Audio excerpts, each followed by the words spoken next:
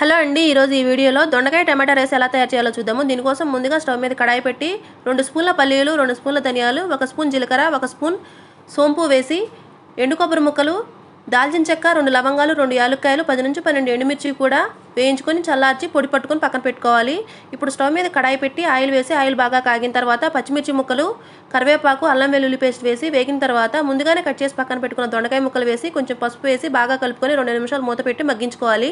కొంచెం మగ్గిపోయినటువంటి దొండకాయ ముక్కల్లోకి కొద్దిగా ఆవాలు, కట్ చేసి పక్కన పెట్టుకున్నటువంటి వెల్లుల్లిపాయ ముక్కలు వేసుకొని కొంచెం కొత్తిమీర కూడా వేసుకొని దొండకాయ ముక్కల్ని ఎర్రగా వేయించుకోవాలి. ఇలా వేగిపోయిన దొండకాయ ముక్కల్లోకి ముందుగానే పట్టి పెట్టుకున్న టమాటా పేస్ట్ వేసి పచ్చివాసన పోయేంత వరకు ఉడికించుకొని సరిపడా ఉప్పు, ధనియాల పొడి వేసి ముందుగానే ఉడికించి పెట్టుకున్నటువంటి రైస్ కూడా కలుపుకోవాలి.